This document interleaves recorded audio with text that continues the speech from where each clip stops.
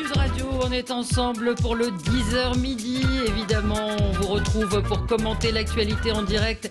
Et vous pouvez vous aussi, bien évidemment, réagir à tout ce dont nous allons parler. Évidemment, on va revenir sur le rétropédalage du gouvernement à propos du projet de loi Castex et l'obligation vaccinale. Un troisième confinement est-il inéluctable? Et puis Emmanuel Macron qui a accordé une interview fleuve à l'Express. Macron et la crise d'autorité, c'est ce qu'il raconte dans cette interview. À qui la faute? On en parle aujourd'hui avec Jacques Miard. Bonjour Jacques Miard. Bonjour Valérie. Maire LR de Maisons-Laffitte. Lucas Véran, vous êtes étudiant et vous êtes adjoint au maire de Neuilly. Bonjour. Bonjour Valérie, bonjour à tous. Vous êtes grand reporter au Figaro Magazine. Bonjour Judith. Bonjour Valérie. Et Bertrand Soublet. Bonjour Bertrand Soublet. On ne pensait pas que l'actualité serait aussi triste pour la gendarmerie ce matin quand on vous a demandé de participer à cette émission. Ancien général de gendarmerie et vous êtes vice-président d'Objectif France, le mouvement politique de Rafik Smati. Oui, évidemment, on ne peut que penser à vous, que penser aux gendarmes qui exercent leur métier parfois dans des conditions difficiles, puisqu'on sait que 3 d'entre eux ont été tués ce matin face à un forcené. L'un d'entre eux est tout grièvement blessé, mais toujours vivant, évidemment. Bertrand Soublet, peut-être avant de faire ce tour de table, évoquer ce tragique drame qui s'est passé ce matin. Oui, bonjour Valérie, bonjour. Aux débatteurs et aux auditeurs. Oui, c'est un drame et hélas, il est trop fréquent, il arrive trop souvent. Vous savez, ce qui fait la différence entre ceux qui servent, ceux qui sont engagés au service du pays et les autres, c'est qu'ils savent qu'ils doivent probablement un jour aller au bout de leur mission, et c'est arrivé pour nos 3 camarades et un qui est malheureusement blessé. C'est la différence qu'il y a entre ceux qui ont la responsabilité d'hommes et de femmes qui servent et qui exposent leur vie tous les jours. Et je peux vous dire que quand vous apprenez qu'un de vos camarades, un de vos subordonnés vient de perdre la vie, que vous devez aller annoncer ça à la famille et que vous devez gérer tout ce qui est après, c'est humainement absolument incroyable. Et je pense que la plupart de nos concitoyens ne mesurent pas cette difficulté-là, cette difficulté de ce métier, et ils sont parfois prompts à critiquer les forces de l'ordre. Il faut qu'ils aient ça en tête tout le temps, que chaque jour que Dieu fait, les femmes et les hommes qui protègent notre pays et les Français sont exposés parce qu'ils sont aussi des cibles. Et voilà, encore cette nuit, ce qui s'est passé. Ouais, que ce soit des policiers ou des gendarmes. On rappelle que l'un d'entre eux avait 21 ans, était gendarme engagé volontaire. Et c'est effectivement un drame. Ces gendarmes étaient venus secourir une femme qui était agressée par son mari, qui faisait l'objet de violences conjugales. Elle était réfugiée sur le toit de leur maison. Jacques Miard, j'imagine que vous aussi, vous êtes ému et vous êtes confronté dans votre commune à ce genre de choses. Écoutez, premièrement, la ville de Maisons-Laffitte parraine le 1er régiment d'infanterie de la garde républicaine qui sont, comme vous le savez, membres, bien sûr, de la gendarmerie. Donc, je suis parfaitement touché par cela. Mais ce que devrait dire mon général, c'est que chaque année, il y a environ une vingtaine de membres des forces de l'ordre, des gendarmes ou des policiers, qui sont morts en service. Donc, c'est énorme. Donc, quand vous avez parfaitement raison, mon général, quand j'entends des critiques sur les forces de l'ordre, parce que de temps en temps, il y a eu un peu d'énervement et des tabassages, il n'en demeure pas moins que le prix payé par les forces de l'ordre dans ce pays est incroyablement élevé. Et donc, nous devons en avoir conscience et rendre hommage à tous ces hommes et ces femmes, bien évidemment, qui assurent la défense des libertés publiques. Oui, enfin, Jacques Miard, on peut aussi condamner quand il y a des actes qui sont répréhensibles. Mais c'est évident. Bien évidemment, mais effectivement, et moi je le dis depuis le début, je pense que les forces de l'ordre ont perdu la bataille de la communication à cause des réseaux sociaux et qu'on ne voit pas suffisamment ce dont sont victimes parfois les forces de l'ordre. Également, il y a des torts, évidemment, parfois des gendarmes ou des policiers qui se comportent mal, mais leur boulot au quotidien, faites la balance. C'est ce qu'on voit ce matin. Bien sûr. faites la balance. Quand vous avez chaque année, et vous pouvez le vérifier, une vingtaine de policiers ou gendarmes qui sont morts en service commandé, avec des chauffards, avec des forcenés, et que vous avez effectivement en face, sur les réseaux sociaux, l'exploitation d'une bavure et d'un dérapage inadmissible, je peux vous dire qu'il n'y a pas photo. Donc on n'est pas là pour valoriser les réseaux sociaux qui se plantent à longueur de temps et qui nous manipulent. Nous sommes là pour rappeler des fondamentaux. Et les fondamentaux, c'est que les forces de l'ordre dans ce pays payent un lourd tribut chaque année. Ouais. Lucas Véran, ça rejoint un peu votre coup de gueule d'ailleurs. Tout à fait. Mon coup de gueule, effectivement, il se concentre sur les chiffres alarmants de l'Institut Paris Région, sur effectivement l'augmentation de la délinquance et particulièrement de la petite délinquance dont nous avons souvent parlé, à savoir qu'entre 2017 et aujourd'hui, la délinquance, par exemple, sur les vols est passée de 17% à 22%, ce qui fait que désormais, près d'un Francilien sur 5 sur la dernière année s'est vu effectivement volé ou victime d'un acte de petite délinquance. Et donc ça rejoint effectivement ce que l'on disait sur le fait que de plus en plus, en réalité, il y a un problème d'éducation, d'acclimatation de toute une génération, effectivement, au respect de l'ordre, au respect de l'autorité, au respect de la manière dont on appréhende effectivement la salubrité, la tranquillité et l'ordre public, et que tout cet élément-là, aujourd'hui, n'est pas malheureusement connu et respecté par une grande partie de la population, et ça doit nous alarmer, et ça doit d'autant plus nous alarmer que malheureusement l'État n'a pas les moyens,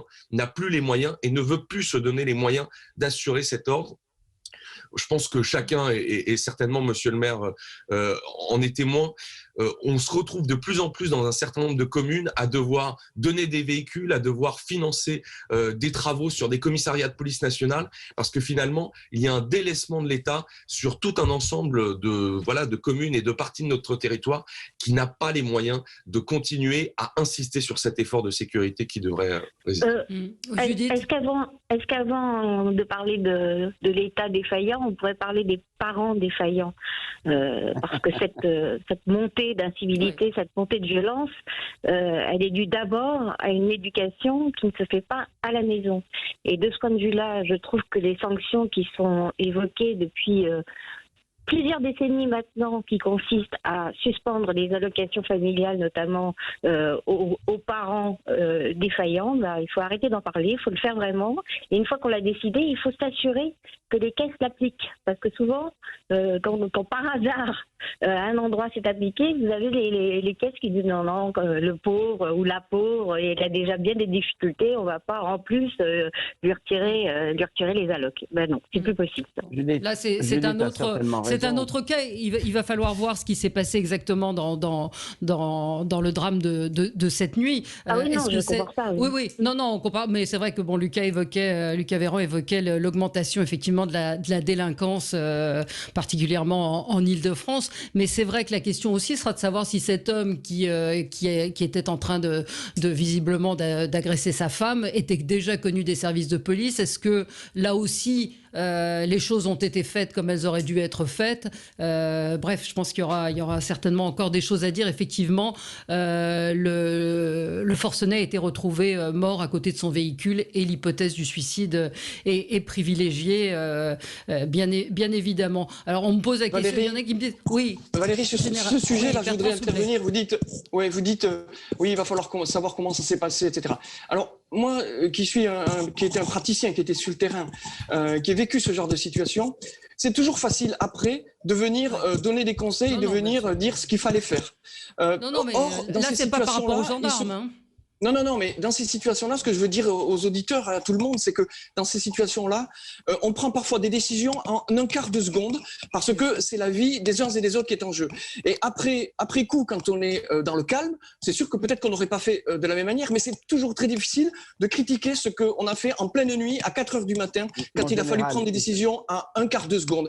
Et tous les gens qui viennent donner des leçons, moi franchement, je peux vous dire que ça m'a toujours énervé et ça m'énerve encore aujourd'hui. Bien sûr.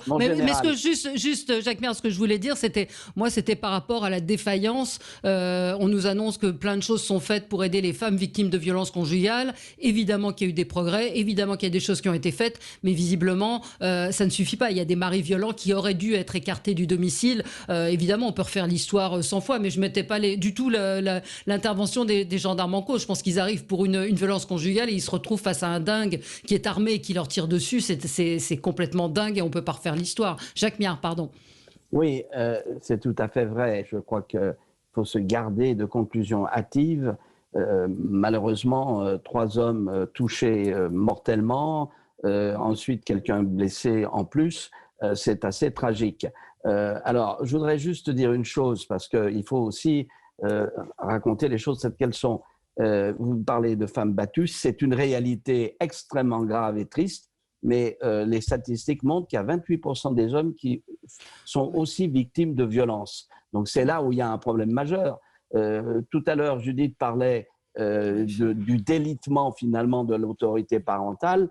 C'est une réalité qui dure depuis un certain nombre d'années dans des situations qui sont dramatiques, car une mère seule face à des adolescents livrés à eux-mêmes et qui naviguent la nuit un peu partout, c'est pas acceptable, mais c'est la réalité. Et ça, c'est la réponse. Quelle réponse donne-t-on? Et j'ai toujours pensé que à toute délinquance, il fallait une sanction.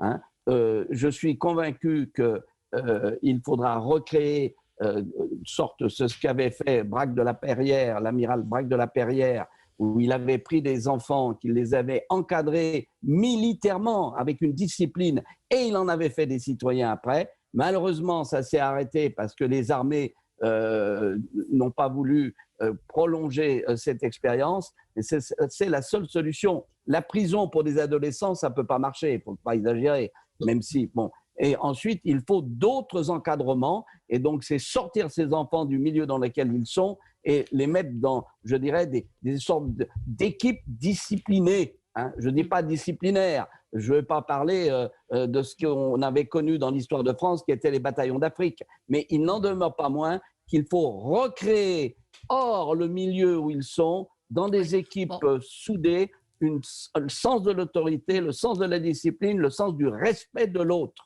Mais là, on est en train de tout mélanger. C'est-à-dire qu'il y a même nos auditeurs sur Twitter, sur Facebook, comprennent pas. Je n'ai pas dit que les violences conjugales étaient le fait des réseaux sociaux. Je dis juste que la haine de la police, elle est véhiculée par les images qu'il y a sur les réseaux sociaux. Je parle des violences policières. Je ne parlais pas des violences conjugales. Oui. Et on a effectivement 2 sujets avec ce que Lucas Véran évoquait, à savoir une augmentation d'une certaine délinquance. Donc il y a 2 choses bien différentes entre le drame de ce matin, de cette nuit, et la délinquance que nous évoquons. On parle un petit peu de tout en même temps. Judith Van Traub.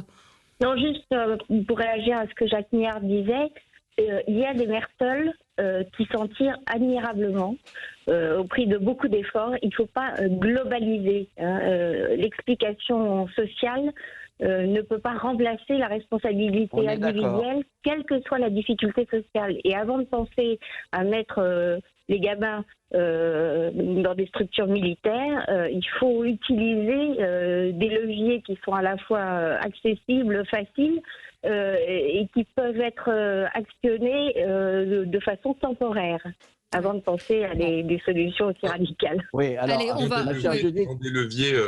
Un des leviers qui objectivement ne constitue pas une réponse satisfaisante à part entière, mais contribue à restaurer justement la réponse face à la petite délinquance.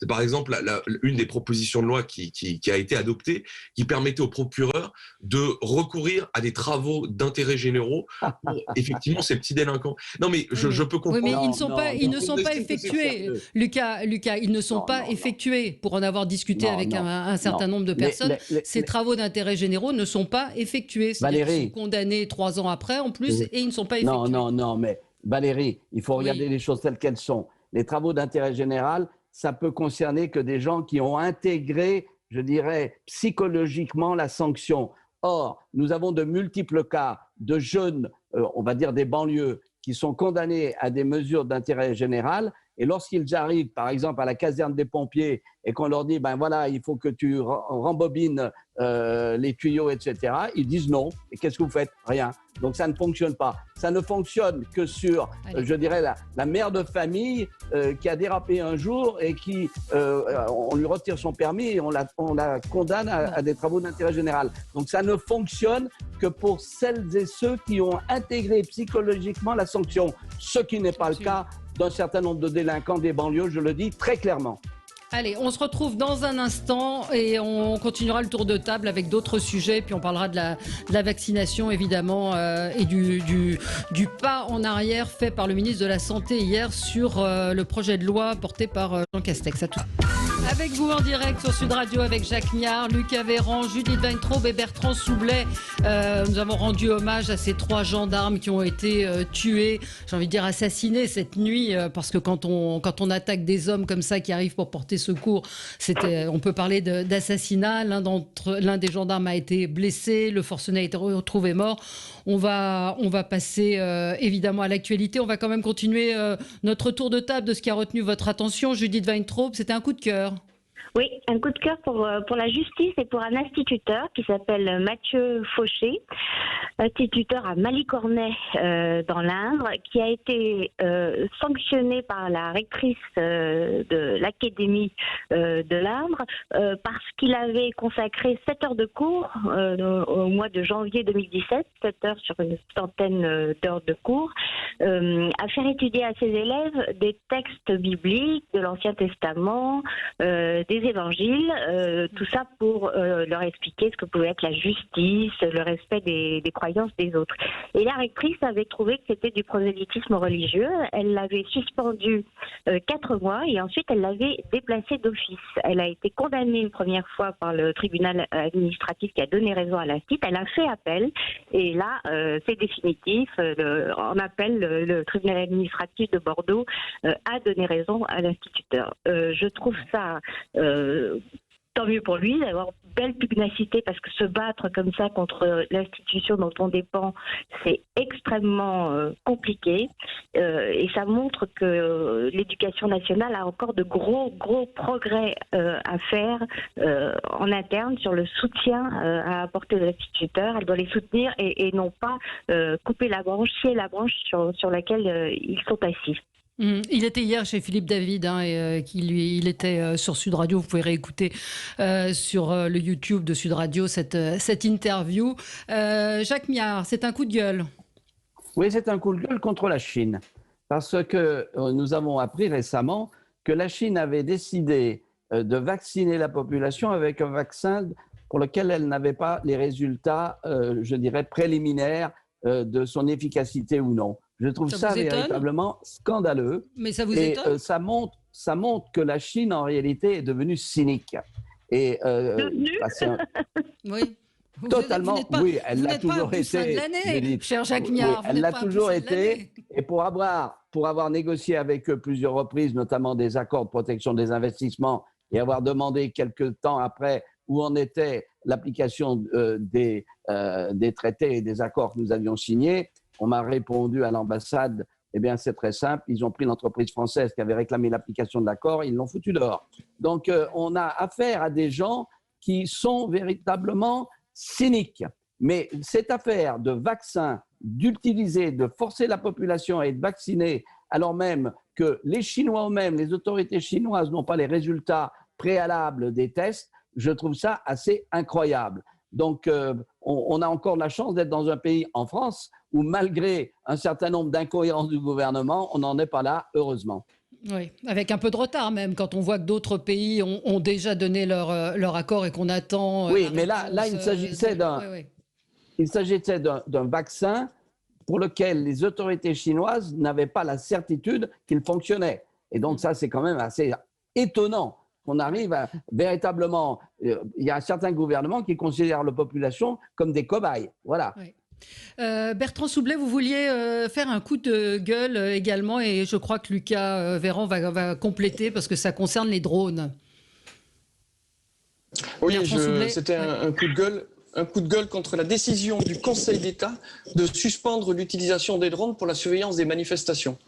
Je trouve ça complètement irresponsable parce que pour des motifs juridiques, purement juridiques, on est en train d'enlever les moyens à l'autorité de l'État pour surveiller les manifestations et éventuellement pour intervenir lorsqu'il se passe des choses dans les manifestations, parce que la surveillance par drone permet à la fois de surveiller la manifestation mais aussi de protéger les Français. Et prendre des décisions de cette nature en suspendant l'utilisation d'un moyen qui apporte une plus-value, je trouve ça complètement irresponsable. Alors que ça pose un problème juridique, d'accord, mais pour autant, arrêtons d'interdire qu'on donne un certain temps au gouvernement pour se mettre en règle par rapport au texte juridique, pour pouvoir avoir une utilisation bordée, normée, très bien, mais interdire et enlever des moyens pour surveiller les manifestations et protéger les Français, moi je trouve ça scandaleux. C'est à la fois l'ancien patron des opérations de la gendarmerie qui parle, mais aussi le citoyen, parce que franchement, il faut arrêter d'interdire de manière stupide, parce que nous n'avançons pas, nous reculons. C'est une question quel est l'argument donné? L'argument, c'est qu'il fallait une loi et pas un décret. C'est aussi simple que ça. Et ça, c'est dans la loi qui doit passer sur la sécurité globale, c'est prévu. Mais parce qu'effectivement, le gouvernement a pris des mesures sans regarder quel était le bon véhicule juridique. Exactement. Et de ce côté-là, le Conseil d'État applique sa jurisprudence. Mais mon général, vous avez raison, parce que les drones permettent effectivement des mesures préventives pour éviter des catastrophes. Oui, alors non, mais ce que je veux dire par là, c'est que une décision de cette nature nuit à la protection des Français. Je comprends la question de la norme juridique, mais il y a des procédés autres, c'est-à-dire qu'on peut mettre en demeure le gouvernement de se mettre en règle. Oui. Mais arrêtons d'interdire et arrêtons de ne pas permettre aux forces de sécurité de faire leur travail correctement, parce que encore une fois, ça va se retourner contre les forces de sécurité, bien entendu. Oui, mais vous entendez aujourd'hui, dans tous les jours, on entend parler de dictature et surtout de privation des libertés individuelles. Un auditeur me dit coup de gueule contre le coup de gueule du gendarme, ce n'est pas un problème juridique, c'est un problème de déontologie et de liberté individuelle. C'est l'acceptation de Big Brother. Ça n'a aucun sens. Ça n'a aucun sens de dire ça. Vraiment, ça n'a aucun sens. Moi, je peux vous dire, ayant été patron des opérations de la gendarmerie, j'avais demandé à un moment donné que chaque gendarme soit porteur d'une caméra pour qu'on sache ce qui se passe dans les interventions. On m'a opposé les questions juridiques, la CNIL. Moi, il n'y avait pas de problème avec ça. Je voulais savoir simplement protéger les Français et les gendarmes pour savoir exactement ce qui se passait dans les situations un peu compliquées. Et on nous oppose des normes juridiques qui n'ont strictement aucun sens et qui, aujourd'hui, vont à l'encontre de l'intérêt des Français. Et le Big Brother, ça n'existe pas, on n'a pas les moyens de l'avoir, donc tout ça n'est pas sérieux. Alors, oui, Judith, et après Lucas. Moi, je partage tout à fait l'avis de Jacques Nord, selon lequel il suffisait au Conseil d'État de dire au gouvernement de respecter les procédures.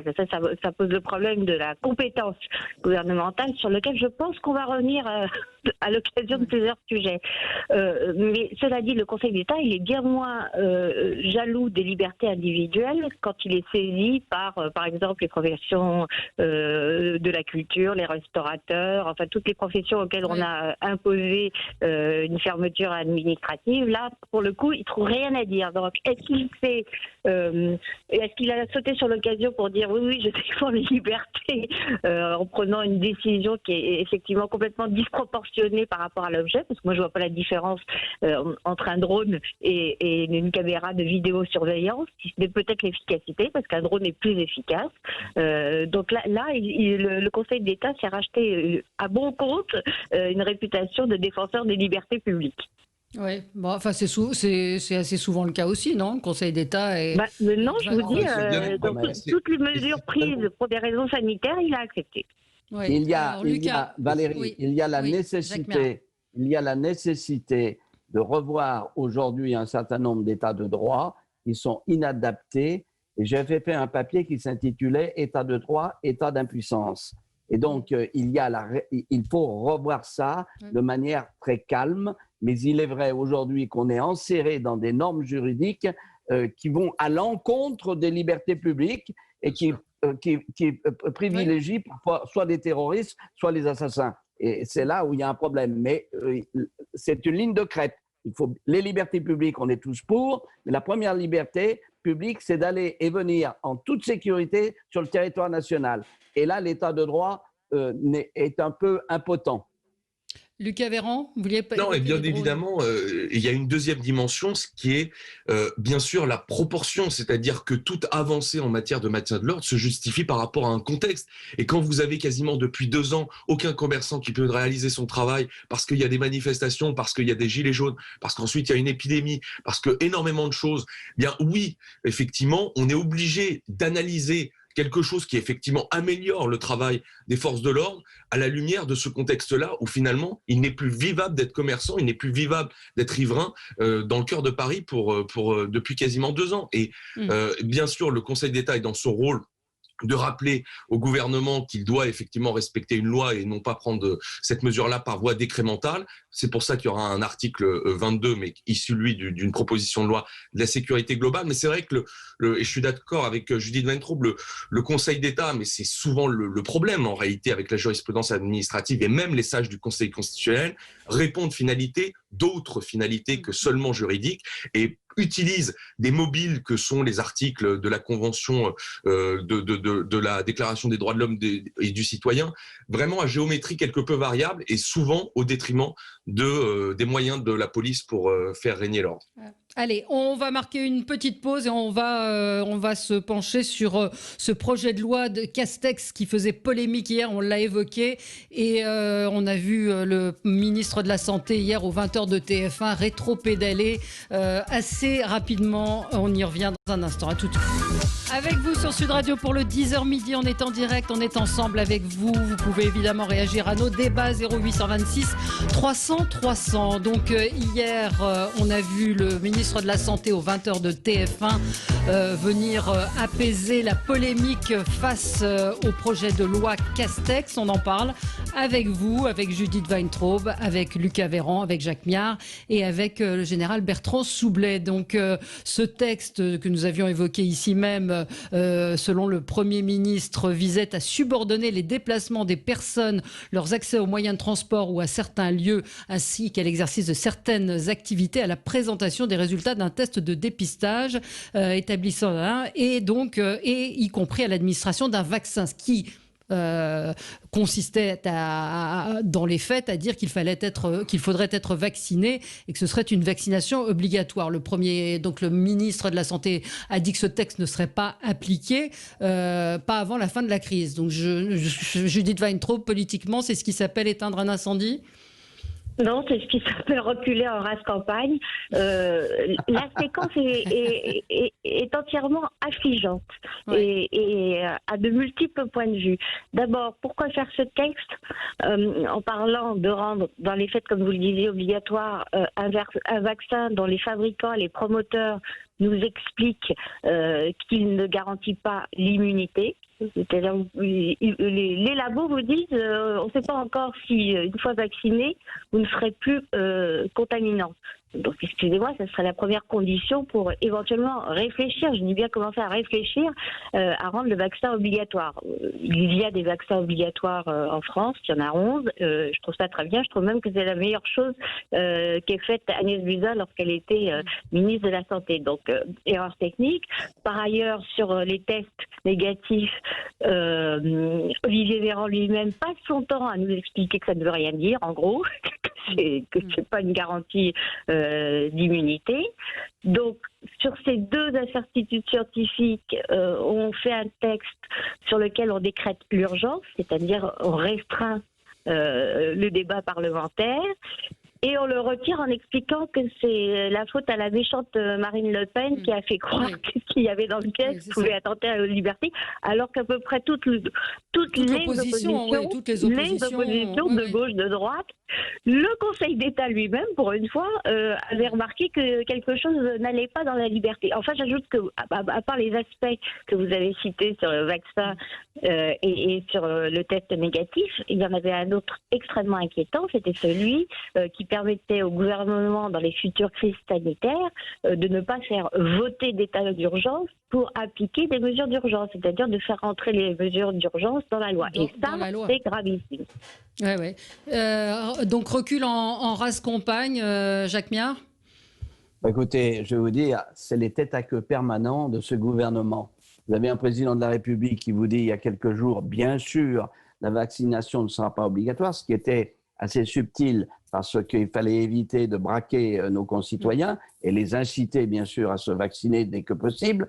Et puis ensuite, on sort un texte qui est un véritable diktat. Donc, ça ne peut pas marcher. C'est là où c'est le gouvernement des oxymores, des contradictions permanentes. Cela étant, il est clair que lorsque vous voulez aller dans certains pays et que vous n'avez pas les vaccins qu'il faut pour pénétrer sur ce territoire, vous risquez d'être foulé.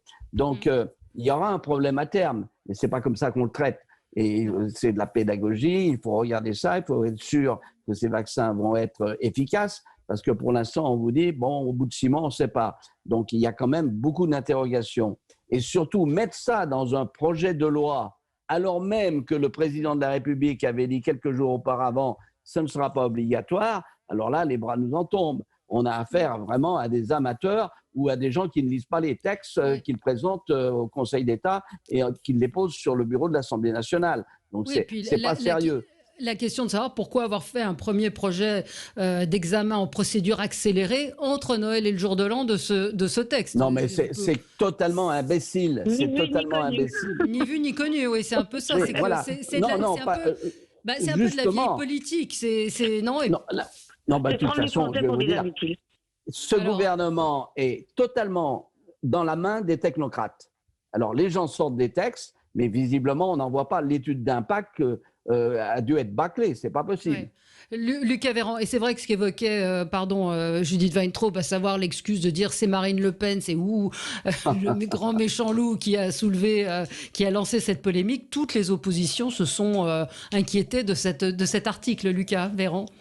Ce qui est vrai, et pour revenir sur ce que disait Judith Weintraub, c'est vraiment l'impression que à chaque mois, on a notre polémique. Le gouvernement ne considère pas le Parlement, méprise les sénateurs, méprise l'Assemblée nationale qui devient une chambre d'enregistrement.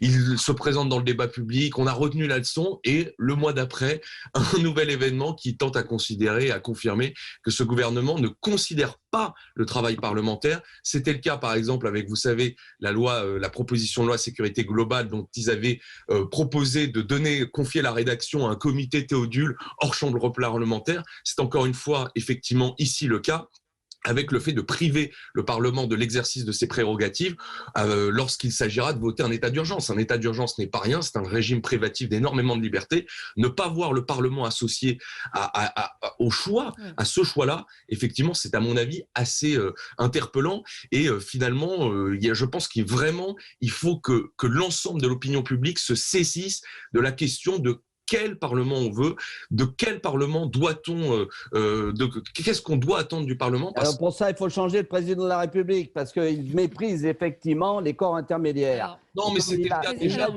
sous François Hollande, c'était le cas sous Nicolas Sarkozy. François Hollande, moi j'étais dans l'opposition à l'époque. Mais il n'en demeure pas moins qu'il avait plus de respect pour le Parlement que l'actuel. Ça, c'est clair, et précis. Bertrand Soubelet. Mais il y a des conséquences en termes de révision constitutionnelle, effectivement, avec l'alignement des législatives sur les présidentielles, plus le passage du septennat au quinquennat, qui, à mon avis, ont durablement affaibli le rôle du parlementaire et son influence. Et les députés n'ont qu'à avoir un peu de dignité et de personnalité, et savoir dire non, ça appartient aussi, je dirais, au mandat de député, et je l'ai fait quelquefois. Alors, Général Soubelet. Ce gouvernement a vraiment 2 problèmes de fond. Le premier, c'est un problème de vision, parce qu'il ne sait pas où il va, et ça fait déjà 2 ans qu'on se rend compte qu'il ne sait pas où il va, et un problème de méthode. Pourquoi un problème de méthode? Parce qu'on voit bien qu'il y a contretemps en permanence.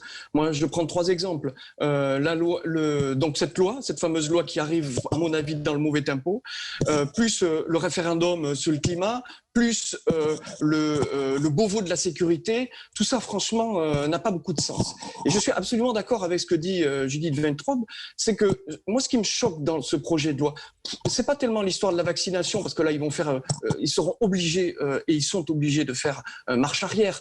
mais c'est le fait d'introduire dans cette loi, dans le droit commun, des mesures d'exception de la loi d'urgence. C'est juste impossible. Parce que ça, c'est carrément une atteinte à nos libertés publiques.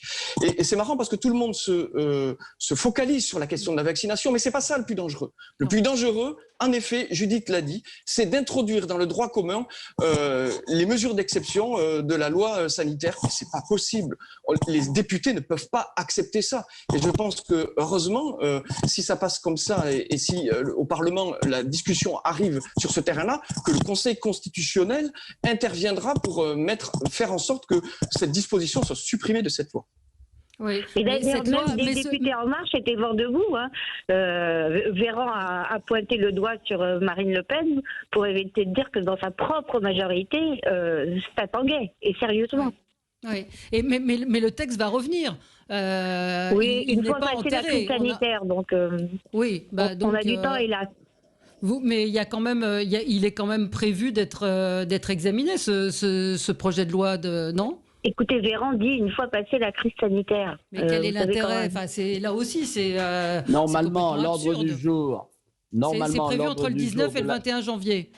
Oui, mais l'ordre du jour de l'Assemblée nationale, le Parlement, enfin l'Assemblée nationale a son mot à dire également. C'était la réforme Sarkozy. Donc, s'ils avaient véritablement un peu de tripes, ils diraient bon, on verra ça plus tard. Oui, mais oui, Lucas, Véran. Judith a raison de rappeler qu'effectivement, la vraie difficulté, c'est que ce texte n'a absolument pas de soutien au sein de la majorité. Sacha Houlié, qui depuis un certain moment commence à se positionner en défense de plus en plus de parlementaires, La République En Marche et des groupes un peu annexes, Liberté et Territoire, un peu des spin-offs un peu de partout, considèrent que là, ça suffit, qu'il ne faut pas se foutre de leur gueule et qu'à un moment, ils ont leur mot à dire. Et c'est pour ça que finalement, je pense que le gouvernement va y aller très timidement parce qu'ils n'ont pas envie d'une fracture définitive vis-à-vis de leur majorité. Mais elle est déjà pitoyable. Oui, mais politiquement, c'est une séquence assez pitoyable, pour reprendre votre mot, désastreuse. C'est-à-dire qu'on a un ministre de la Santé qui est obligé de se précipiter aux 20h pour éteindre l'incendie, encore une fois, qui est en train de monter. Tout simplement parce qu'ils sont dans la main des technocrates. Ils ont commandé, n'est-ce pas, à la technostructure un texte. Et alors, bien sûr, la technostructure, puisque de toute façon, elle tient le gouvernement et qu'on a un gouvernement aussi de technocrates, eh bien, hop, ça roule. Ça a été ça sur les commerces non essentiels, sans définition de ce qu'est un commerce non essentiel. C'est aussi les contradictions permanentes que nous avons entre le discours qui est prononcé par le président et ensuite la mise en œuvre. C'est perpétuel. Ce sont des amateurs. Ouais. Allez, on va peut-être changer de sujet, on va peut-être aussi marquer une pause juste avant. Un troisième confinement est-il inéluctable ? Le ministre de la Santé a assuré hier qu'il n'était pas encore sur la table. Pourtant, la progression de l'épidémie inquiète, même si les chiffres en proportion au nombre de cas dépistés et au nombre de cas positifs semblent stagner. On est sur un plateau, on y revient dans un instant. À tout de suite. Avec vous sur Sud Radio en direct, 0826 300 300 avec Jacques Miard, maire LR de Maisons-Laffitte, Lucas Véran, étudiant et adjoint au maire de Neuilly, Judith Weintraub, grand reporter au Figaro Magazine, et Bertrand Soublet, général de gendarmerie, vice-président d'Objectif France. Pourquoi on met ancien général ? Vous êtes général à vie, non, monsieur Soublet ? Oui, mais ce sont la méconnaissance des usages. Mais c'est pas très grave, vous savez, je n'en prends pas au branche. Non, mais vous êtes donc toujours général et il faut pas dire ancien général. C'est à chaque fois. Voilà, je suis toujours général et je serai jusqu'à la fin de mes jours. Voilà. C'est comme les ministres. Voilà, monsieur le ministre, absolument, madame la ministre, il faut toujours le dire. Donc, le deuxième sujet qu'on voulait aborder, c'était ce troisième confinement inéluctable. On vous pose la question, le ministre de la Santé, vous voyez, j'ai eu un lapsus intéressant, je confonds le Premier ministre et le ministre de la Santé, a dit hier sur TF1 qu'il n'était pas encore sur la table, mais visiblement, il y a quand même une progression de l'épidémie et surtout une contagiosité et une virulence l'importance de la mutation du virus qui fait que ce reconfinement pourrait intervenir. On sait que le Grand Est est sous tension. Le maire de Reims et le maire de Nancy demandent que des décisions soient prises rapidement. C'est vrai que nos voisins, eux, ont reconfiné. On pense à la Grande-Bretagne, évidemment, et à d'autres pays d'Europe. Alors, c'est vrai qu'on a pu entendre certains politiques, je crois que c'est Jean-Baptiste Djebbari qui dit quand on fait les choses, on nous engueule en disant qu'on est liberticide, et quand on les fait pas, on nous dit qu'on va pas assez vite. Donc c'est vrai que c'est pas très simple. Mais est-ce que vous pensez que il y aura forcément un reconfinement? Qui veut commencer? Je pense que ce qui est certain, c'est parfois ce sur quoi on n'insiste pas assez. Je trouve objectivement qu'une bonne partie de la classe politique n'est pas assez courageuse. C'est que éviter un troisième confinement ne se fait qu'à la condition que l'immunité progresse. Et pour que cette immunité collective progresse, bien évidemment qu'il faut encourager la vaccination pour peu qu'elle présente une certaine sûreté. Et je trouve que beaucoup de responsables politiques, si ce n'est quasiment la totalité, à l'exception de quelques personnalités au sein des Républicains et de la majorité, finalement, méprise totalement cette sortie de la crise que nous devrions tous fêter, célébrer, parce qu'il est absolument gigantesque comme en termes d'innovation, en termes d'efforts, en termes de modernité, d'arriver à une telle solution en moins d'1 an. Et je trouve que il y a une frilosité de la classe politique qui, au final, n'encourage pas cette sortie de la crise qui est la seule viable. Oui, la frilosité, je ne sais pas, mais c'est clair, c'est qu'aujourd'hui, on a oublié que, par exemple, la grippe espagnole, elle a duré 2 ans. Donc, on entame actuellement la 2e année, que ça va durer encore. Et il est vraisemblable on a inventé les semaines commerciales, vous savez, les quinzaines commerciales. Aujourd'hui, on risque d'inventer les quinzaines confinement. Donc, moi, je ne vais pas reprocher au gouvernement de tâtonner à ce propos, parce qu'on est face à quelque chose qui est totalement innovant, sur lequel les scientifiques se bouffent la rate les uns les autres, et donc le politique, il faut aussi qu'il assied sa politique sur des certitudes scientifiques. Or, le fait de dire que l'immunité collective va arrêter le virus, c'est moins certain. C'est moins certain. Donc, on est un peu dans le brouillard. Donc, je crois qu'il faut prendre ça calmement. Le seul problème, c'est la cohérence. C'est-à-dire qu'effectivement, lorsqu'on dit « les enfants vont aller à l'école, mais les théâtres ne vont pas rouvrir, le RER fonctionne, le métro fonctionne », et là, comme disait, vous connaissez l'histoire de 2 Covid qui sortent d'un cinéma et qui disent « est-ce qu'on rentre à pied ou est-ce qu'on prend le RER ?» Bon, donc c'est aussi simple que ça. Donc, il faut bien comprendre aujourd'hui que nous sommes un peu dans le brouillard, le gouvernement est dans le brouillard, tous les gouvernements d'Europe sont dans le brouillard et même mondiaux, mais ce qui est clair, ce que je demande au gouvernement, c'est la cohérence des mesures. Et ça, malheureusement, ce n'est pas le cas. Mais il ne faut pas s'attendre à ce qu'on sorte rapidement. Je suis assez confiant sur la reprise économique, parce qu'elle viendra très très vite. Et ça, on a des moyens pour le faire.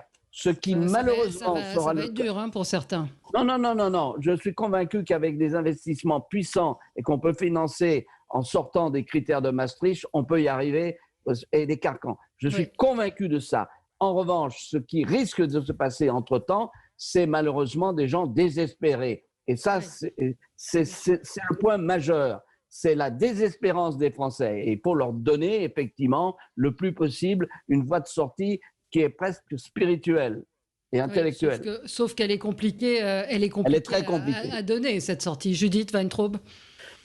Oui, enfin, moi, il me semble que la décision devrait se faire sur 2 critères. D'une part, celui que vous avez évoqué en lançant le sujet, c'est-à-dire le niveau d'occupation des services de réanimation. Vous le disiez, il y a déjà des endroits où il est extrêmement préoccupant, les mêmes causes produisant les mêmes effets, comme on n'a pas réussi à augmenter significativement, voire on n'a pas réussi du tout à augmenter nos moyens hospitaliers, nos services de réa. Il est à craindre qu'effectivement le reconfinement soit la seule solution, sauf à décider. Mais la société française n'y est pas prête, et je sais que je suis ultra minoritaire sur ce point, que ce que disait Jacques Millard, c'est-à-dire les conséquences psychologiques, les conséquences économiques, l'arrêt de la vie, est un prix trop élevé à payer et donc à accepter plus de morts. Alors, je conçois que c'est un débat extrêmement douloureux et je ne pense pas que la France y soit prête. Non. Général Soublet. Oui, mais vous savez, moi, je n'ai aucune expertise en matière médicale et c'est compliqué de pouvoir prendre position là-dessus. Oui. Je suis d'accord avec Jacques Millard. On voit que nos voisins reconfinent. Oui, mais ils ne sont pas tout à fait dans la même situation sanitaire que nous.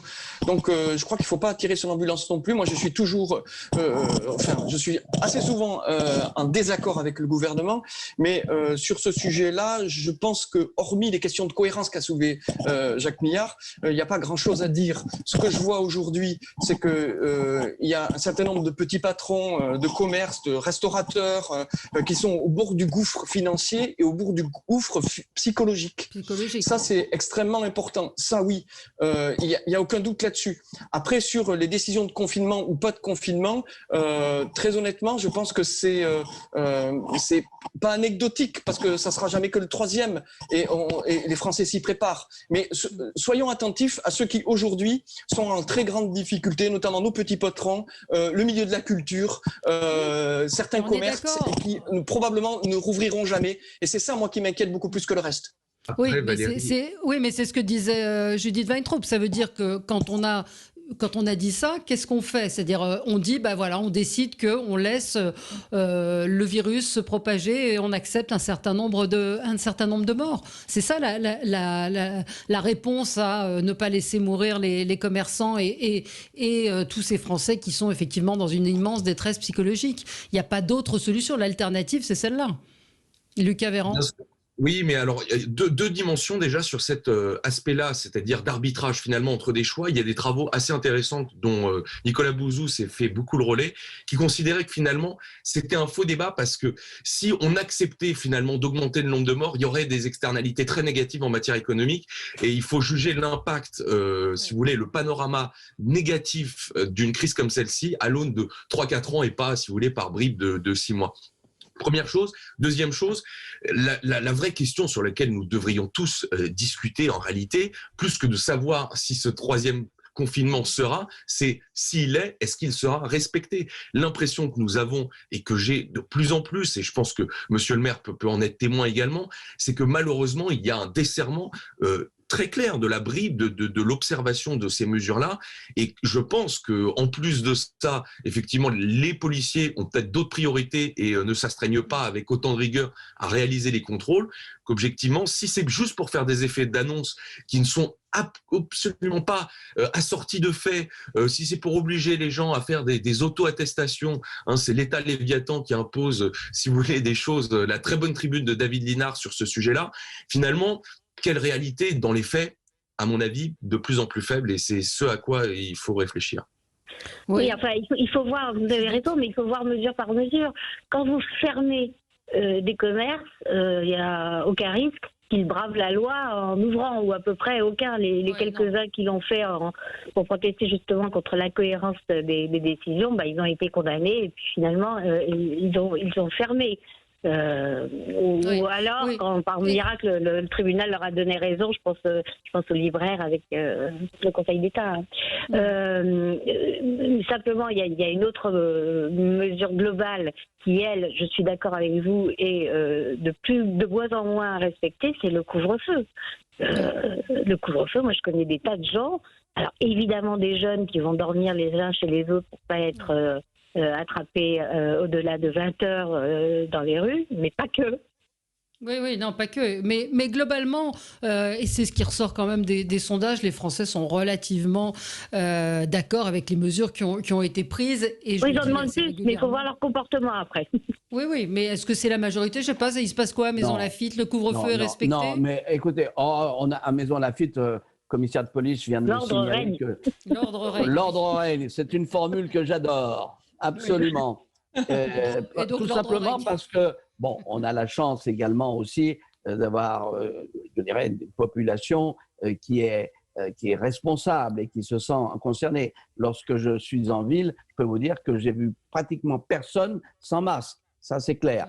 Et la nuit, en règle générale, ils restent chez elles, sauf quelques, je dirais, invités de banlieue d'à côté qui sont venus faire un certain nombre de délits comme mettre le feu à des poubelles. Mais tout ça ne va pas très loin. Ce qui est clair, c'est qu'il y a un côté qu'on a connu, notamment la zone de prohibition aux États-Unis.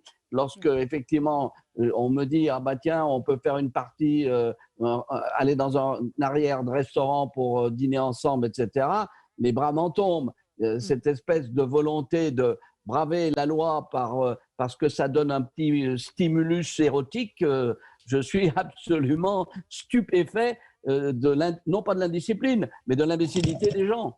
Oui, ouais. Non, c'est. Oui, alors de ce point de vue-là, si vous me permettez, j'ai l'impression qu'il y a quand même deux cas particuliers, enfin deux cas différents. C'est que vous parlez, vous, de Paris et de la région parisienne. Moi qui suis en province et qui observe ce qui se passe en province et qui parle avec des gens qui sont aussi en province, le confinement, le couvre-feu sont très bien respectés. Ouais, franchement. Ouais. Alors après, il y a un effet agglomération qui doit se produire. Moi, je n'en sais rien, mais là, dans les grands centres urbains, c'est beaucoup plus difficile à faire respecter. Et les gens, je pense, doivent profiter d'un certain anonymat pour ne pas respecter les règles.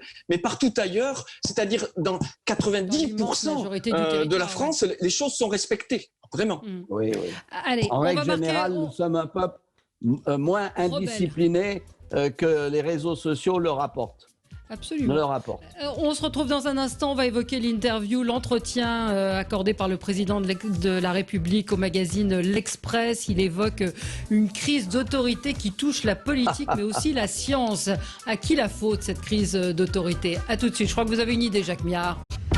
Avec vous sur Sud Radio jusqu'à midi, on est ensemble et nous commentons l'actualité. Un auditeur vient de m'envoyer l'information selon laquelle Rika Zaraï est décédée. Voilà, elle était en France, elle était venue pour poursuivre ses études. Elle est allée voir Bruno Coquatrix et c'est quelqu'un qui a marqué la vie des Français, Rika Zaraï, donc dont on vient d'apprendre le décès.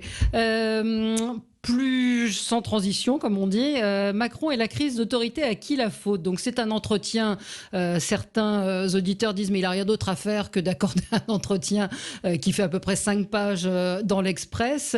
Il parle d'une crise d'autorité, il parle du privilège de l'homme blanc de moins de 50 ans. La crise d'autorité qui touche la politique mais aussi la science et selon lui conduit au complotisme, et il défend par ailleurs l'intuition de Nicolas Sarkozy lorsqu'il avait lancé le débat sur l'identité nationale. Alors la crise d'autorité... Pardon ? Oui, écoutez, franchement... Qui n'a pas su rétablir la confiance? Qui a suscité cette crise de confiance? Écoutez, il faut être sérieux. Premièrement, le président de la République devrait apprendre qu'il devrait être économe de son verbe. Ouais. Parce que c'est un pathos perpétuel qu'il emploie. Et donc, il est par ce biais même décrédibilisé. Un président de la République doit avoir une certaine distance, mais il doit parler peu et il doit parler clair. Or, on sait très bien que ce président de la République, depuis maintenant des lustres, a abaissé le Parlement, a nié, par exemple, l'actualité des maires, enfin l'efficacité des maires, et donc il est responsable de ce qu'il a lui-même créé, qui vient bien sûr après quelques décennies de non-sanction à toute une série de délits. Je me souviens un jour d'avoir eu une conversation avec le directeur de la gendarmerie et qui me disait que dans certains cas, les gendarmes avaient arrêté quelques délinquants. Rappel à la loi, 67 arrestations, hein, et donc pas de sanction. Il y a un moment, il faut que ça soit une sanction zéro pour l'autorité. Mais attention, l'autorité, ce n'est pas l'autoritarisme. Or, ce président de la République, il tombe dans l'autoritarisme. Et qu'est-ce que c'est que l'autorité? C'est la libre administration des choses, comme disait Chateaubriand. C'est-à-dire qu'il doit répondre à un projet politique, à un projet qui est accepté par tous les Français. Or, lui, il est allé à contre-courant, il a nié tout un tas de choses et maintenant, il vient nous parler d'identité nationale. Lui qui a été véritablement un euro-BA, ultra-euro-BA, il est le seul en Europe à avoir cette conception, alors que tous les autres sont sur, je dirais, une identité forte nationale. tout en coopérant, parce que nous avons besoin d'Europe. Mais alors vraiment, les bras m'en tombent quand je vois ça. On a envie de lui dire, écoute, arrête, hein, rentre chez toi et tais-toi. Judith, il est chez lui, il est à la lanterne et il est confiné. Non, donc voilà. À la lanterne, je ne sais pas comment il faut l'interpréter. Hein.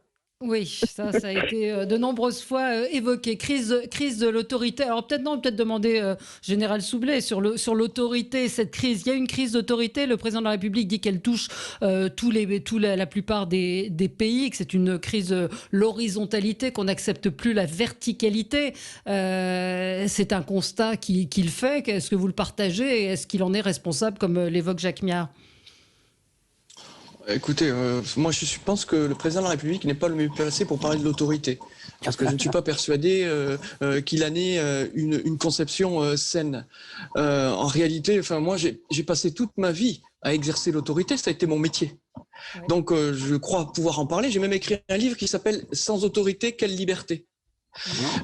C'est vraiment un sujet fondamental dans notre pays et nous avons une conception de l'autorité dans notre pays qui a été malheureusement dévoyée par les années que nous avons connues à la fin des années 60, c'est-à-dire aux alentours de 68, si vous voyez ce que je veux dire. Et donc, à partir de ce moment-là, la notion d'autorité a été complètement dévoyée. Comme le dit très justement Jacques Miard, on confond souvent autorité et autoritarisme et je crains que le président de la République, lui aussi, soit tombé dans cette erreur. L'autorité est le fondement du contrat social. S'il n'y a pas d'autorité, qu'elle n'est pas exercée justement, parce que l'autorité doit être juste, sinon elle est inefficace. Et je pense que attention à votre micro qui frotte, Général. Oui. Je pense que les militaires connaissent les dangers de l'autorité parce qu'on le leur apprend. Pardon pour les hommes politiques, hélas. On ne leur apprend pas les questions d'autorité, on ne leur apprend pas souvent à assumer les responsabilités qu'on leur donne. Et quand il s'agit parfois du courage, d'avoir du courage pour dire ce qu'il y a à dire, faire ce qu'il y a à faire, eh bien, les hommes politiques et les femmes politiques, depuis une quarantaine d'années, ne sont pas toujours au rendez-vous. Donc, cette crise d'autorité, elle est globale, elle concerne tout le monde. Mais elle concerne aussi l'éducation, parce que ça commence par l'éducation. On en parlait tout à l'heure, à la maison, dans les familles. Vous n'avez quasiment plus d'autorité et à un moment donné, les jeunes, quand ils arrivent dans la vie active, le seul moment où ils se trouvent confrontés à une autorité, c'est leur patron, et ils n'ont pas l'habitude, et c'est la police ou la gendarmerie. Et donc, on a un vrai sujet de fond. Et moi, je pense que la seule solution que nous avons aujourd'hui pour régler cette question, c'est l'éducation. Tout commence par l'éducation. Tant qu'on n'aura pas réglé ça, on ne réglera jamais rien. Oui, sauf qu'on a une génération de perdus, ou en tout cas qui est compliqué. Judith Weintraub. Oui, moi, je suis assez d'accord globalement avec tout ce qui vient d'être dit. Ce qui me frappe dans cette interview, c'est le tout et son contraire à un niveau rarement égalé par Macron, qui est pourtant un orfèvre du en même temps, puisqu'il le revendique. Alors, oui à l'identité nationale, mais non à l'assimilation. Oui à la démocratie, mais non à la contestation, ce qu'il appelle le commentaire permanent. Il nous avait déjà fait le coup, rappelez-vous, en parlant en termes très méprisants de Toto Gilet jaune, qui donnait son avis et qui voulait que sa voix pèse autant que les voix autorisées. Il va falloir que Emmanuel Macron s'y fasse, ce qu'il appelle l'horizontalisation de la société, c'est-à-dire le fait que plus ou moins tout le monde ait droit à la parole, va obliger les gens qui sont censés exercer une autorité à être crédibles et à démontrer leur capacité de l'exercer. C'est pas en faisant taire les commentaires qu'il en deviendra plus audible. Et je trouve notamment, moi, il y avait plusieurs choses qui m'ont évidemment choquée. Vous en parliez en introduction, reconnaître le privilège de l'homme blanc, c'est ce qu'il fait, c'est-à-dire alimenter, verser de l'huile sur le feu qui brûle notre société actuellement. Et puis aussi il met tout sur le même plan.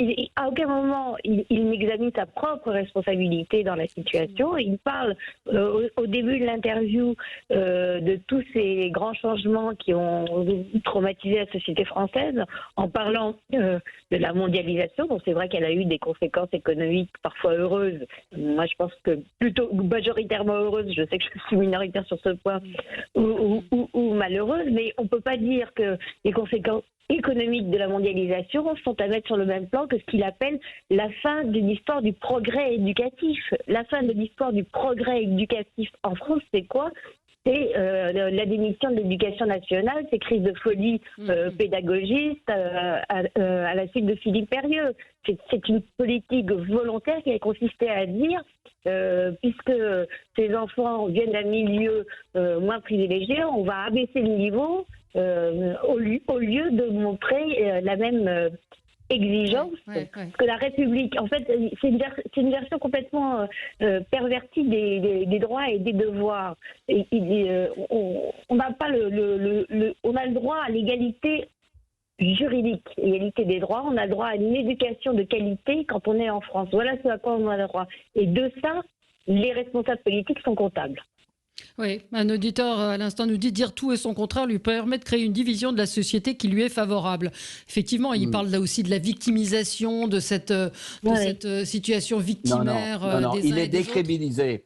Alors ça, détrompez-vous. Il est décrédibilisé. Et Juliette, qui est attentive, Juliette Rioufol, que je remercie, qui travaille à mes côtés, me dit que c'était Jojo, le gilet jaune, et pas Toto. Merci. Merci, c'est une précision importante. Voilà.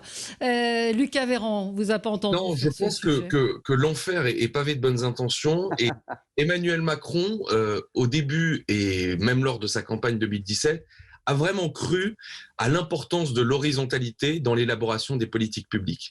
Il a considéré qu'effectivement, il fallait saper une partie des institutions, que finalement, ce n'était pas une intermédiation pertinente entre la population et lui, et il a voulu effectivement créer des instruments, la convention, recourir dans son mouvement En Marche à des comités, Théodule créé de nulle part qui ne répondaient d'aucune histoire, et il se rend compte peut-être, ou en tout cas devrait-il le faire, qu'à créer des nouveaux instruments comme ça, à vouloir considérer que tout le monde peut prendre la parole avec le même niveau de pertinence, le même niveau de savoir, alors que la réalité c'est que oui, la parole d'un scientifique vaut plus que celle d'un citoyen. Et prenez la question, par exemple, des vaccins, la création d'un comité citoyen autour de la question de la vaccination.